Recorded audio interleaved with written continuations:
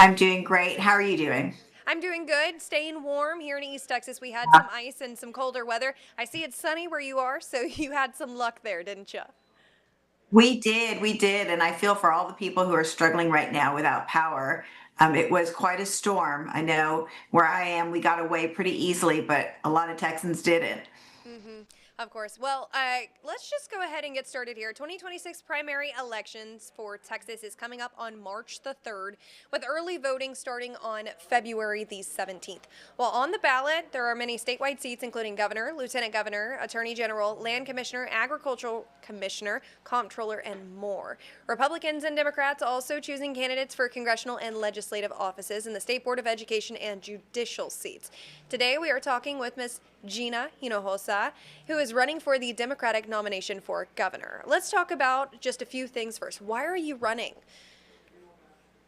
Well, I never meant to run for office. I originally was just a mad mom. I ran for the school board because my son's school was threatened for closure. There, I learned that the reason why schools are closing is because the state takes our money and doesn't put it back into our schools and what we need. So I ran for the Texas House. There I've been for 5 terms, and what I find is our money is going to vendor contracts, oftentimes to people connected to the governor, and it's not serving our needs. And so I decided to run for governor so that we can have a clean slate and a fresh start and build government that works for the people of Texas and not the special interests who get these vendor contracts in the state. Well, let's kind of talk a little bit more about your background. You were born and raised in the Rio Grande Valley. How was growing up in South Texas? Well, there I learned the value of family. Big family is the kind where everybody's your cousin and it's like, over 50 people together, and that is your system of community and your system of strength. And I learned the value of community growing up in the Rio Grande Valley and hard work. And so I'm proud to be from the Valley. It is where we launched this campaign. People are excited. We've never had a governor from the Valley, so it's been a real honor to be from there. Well, you began your career as a civil rights and union lawyer. What inspired you to practice law, and why specifically civil rights and organized labor? Well, I have always been somebody who rooted for the underdog and worked for the underdog.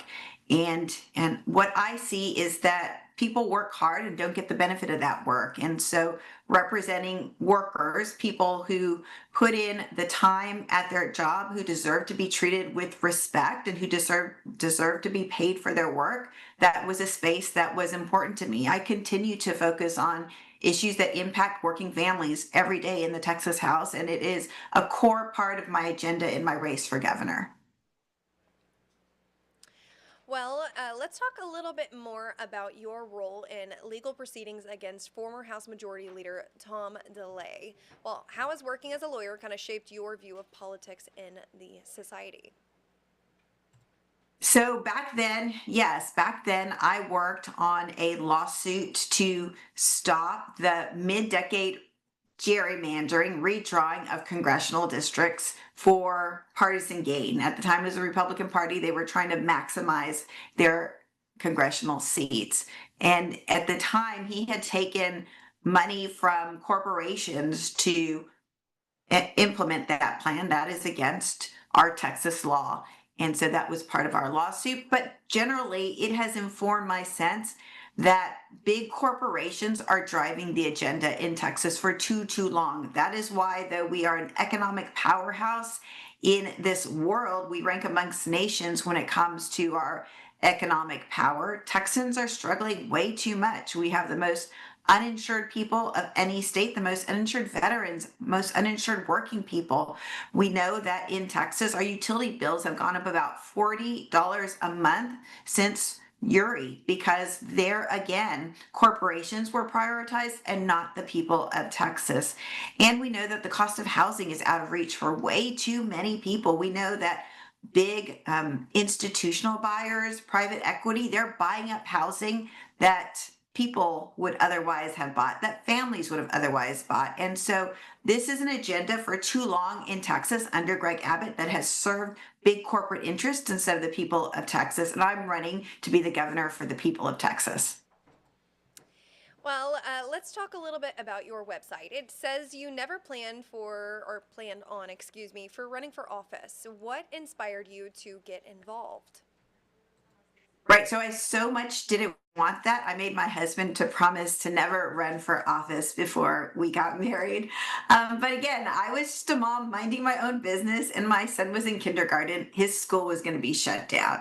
So I got mad. I joined with other mad mothers and fathers and teachers and school communities, and we ran for the office, ran for school board. We saved our neighborhood schools. No schools were shut down when I was on the school board.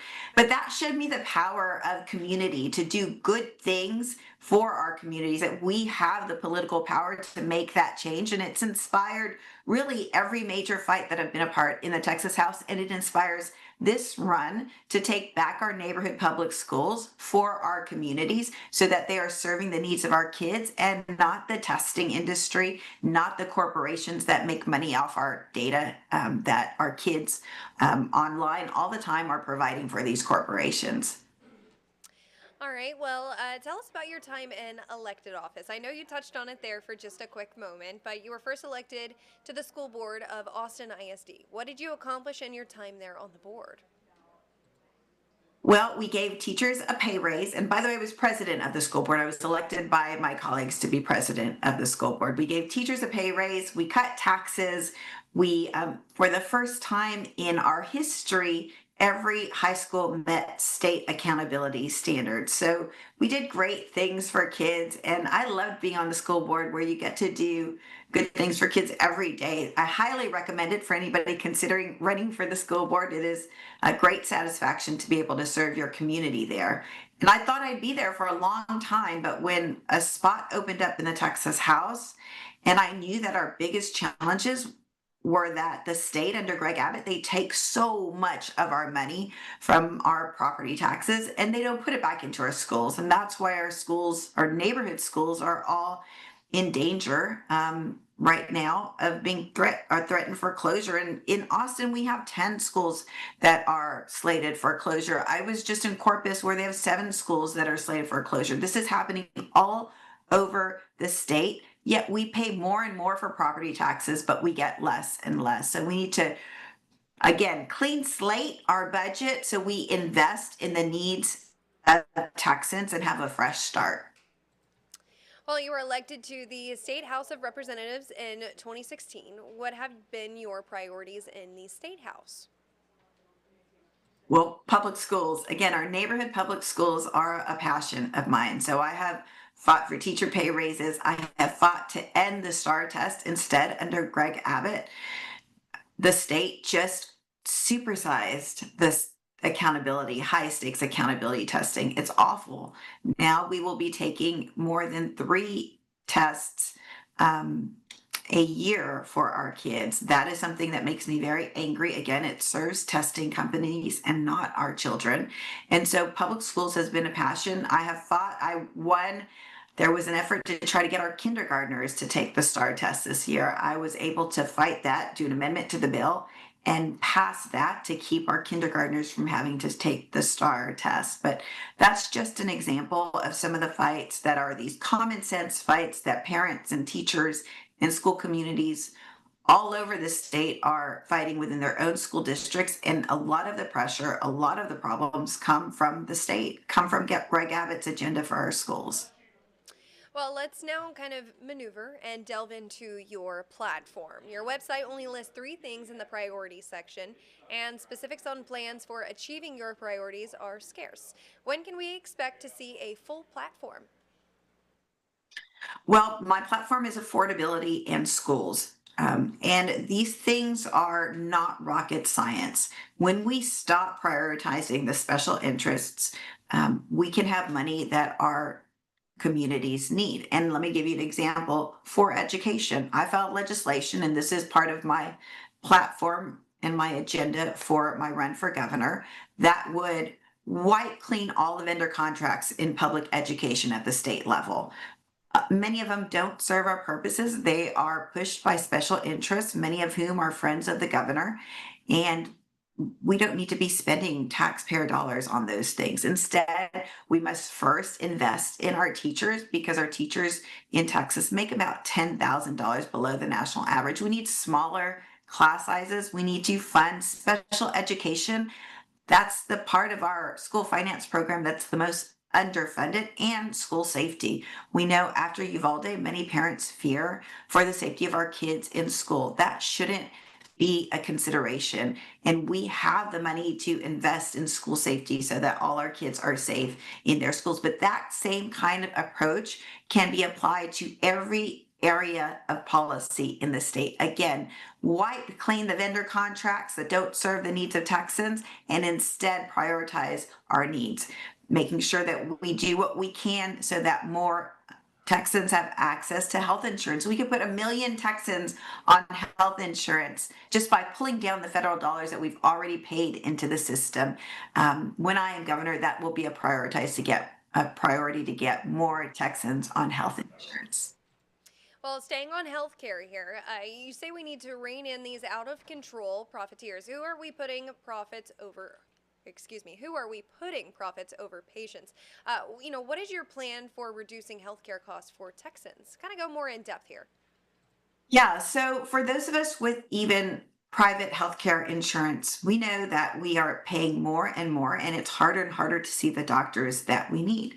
And that is because the health insurance companies are prioritizing their profits over the healthcare of our of Texans. I don't have a problem with people making money. I have a problem with people making money and taking our money and not giving us what we pay for. That is what is happening now. We know health insurance companies are also driving up the cost of our medicine with these sub corporations that they are forming called pharmaceutical benefit managers that jack up the prices of our medicine again because the insurance companies are looking for more and more ways to squeeze consumers. We can rein them in. That's regulation. We can block them from doing that. They too often block access to the specialists we need to see for our healthcare and for our lives. That also needs to be reined in. Doctors all over this state have been telling me this is a problem. We need to do something about it. But those are just two examples that can have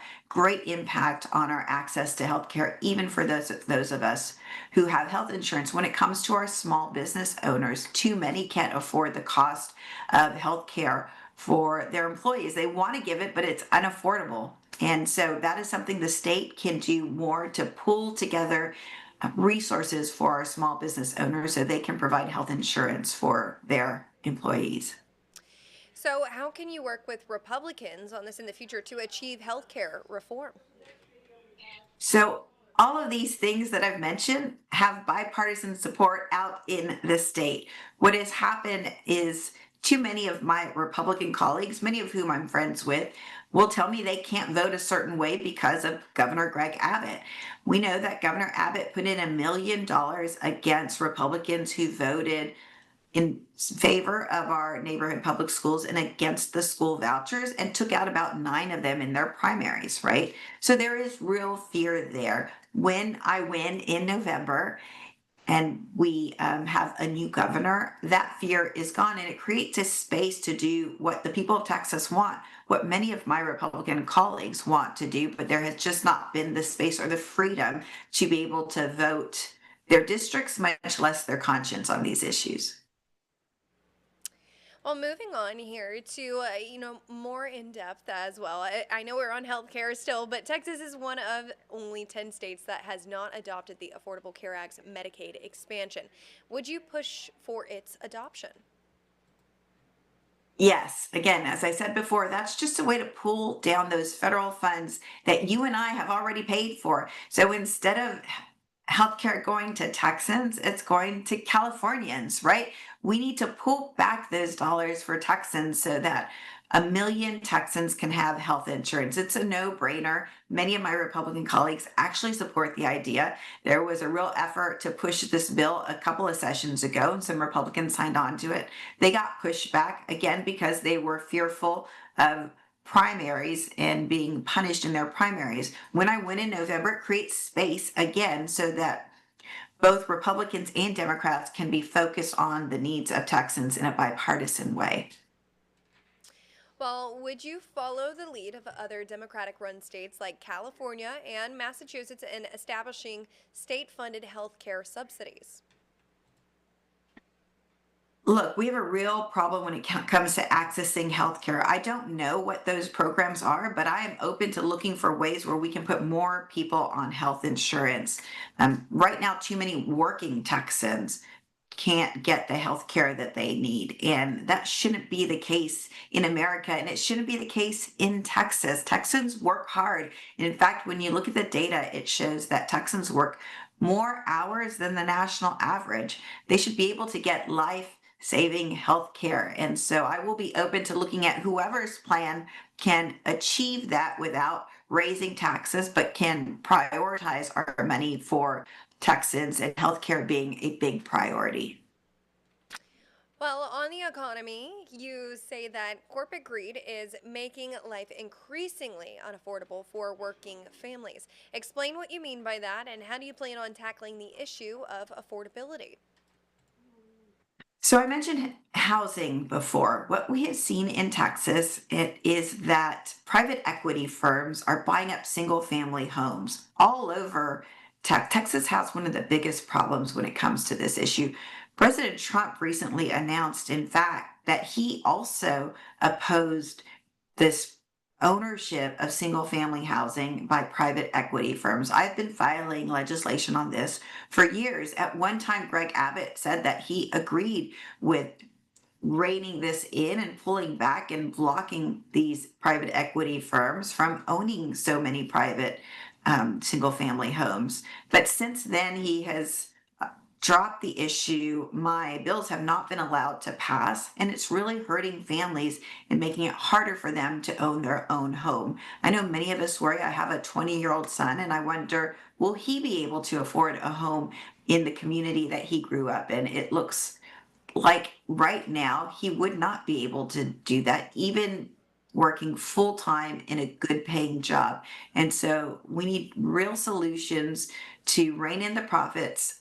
Housing should be about housing families and working Texans and not making uber profits for these private equity firms and these big corporations. Well, on education, you recently enacted school voucher programs as a quote here scam. Would you seek a full repeal of a program if elected? And what would you say to families who, in their view, have benefited from school vouchers? Well, I think right now there have not been benefits from school. I don't think anybody's benefited because I don't think anybody has used them yet. But I will say most of us are being hurt by them. That's $1 billion that could have gone into our neighborhood public schools. If your school is shutting down right now, that's in part to blame. Our schools, our neighborhood public schools are funded about $10 billion less than they were in 2019. When you look at inflation and buying power of the dollar in 2026, $10 billion less than we used to put into them in 2019. So that $1 billion that's going to voucher, that should be going to 5.5 million school kids in our neighborhood public schools. Our neighborhood public schools are the only schools that take all kids. They should be the best option for our Texas school children, and we should not be strangling them off from funding for just a few people who are already in private school to get help on their tuition. All right, well, let's move on here to talk more about East Texas. The issue of water rights and groundwater pumping has become a hotly contested issue in our region. Where do you stand on this issue? And in your view, how would you and your administration advocate for East Texans? We need to prioritize communities who rely on that water to live. And right now, what we see is again corporate interests taking advantage of communities by pumping out water and selling that water for profit. That needs to stop. And when I'm governor, I'll do everything in my power to stop that kind of exploitation of our natural resources and our, especially our water, which we know we're running out of in this state. All over this state, though, I am finding that water is a big issue, and local leaders are having to find solutions because the state isn't coming up with them. And Governor Abbott has allowed corporations to take advantage of communities when it comes to their water supply. I found a local leader who has figured out a project to recapture water in flood times and then use that water to sell to make money for the community. And I thought that was a great win-win solution that that those local leaders come up with. But this isn't not rocket science. If we have leaders, if we have a governor who will prioritize the needs of Texas, especially the basic needs like water, we can come up with real solutions that protect Texans and make sure that we have the water we need to thrive. Well, let's kind of run this all back here. Tell voters what they can expect from the Hinojosa administration, and what would you do on day one? On day one, I would fire the TEA, Texas Education Agency Commissioner, Mike Morath, because for too long, he has immense power. The TEA commissioner has immense power to shut down schools, to take over school districts, testing, accountability, all those things. And right now, they're hurting our kids. And really, there's nothing that we can do more important than invest in the children of Texas. We need a TEA commissioner who is focused on making sure our kids get the best education they can, that is focused on kids and not the profits of testing corporations. But that is a priority for me. I will have sole power to do that on day one. And what you should know, though, is that the governor has over 2,000 appointments and immense power to decide everything from water rights to the grid to schools. And so I'm excited about having that kind of ability to do really good things for Texans. Is there anything that we missed? Yes. When I fire Mike Morath, I will put an educator in the position of Texas Education Agency Commissioner, somebody who understands education, who understands kids, and understands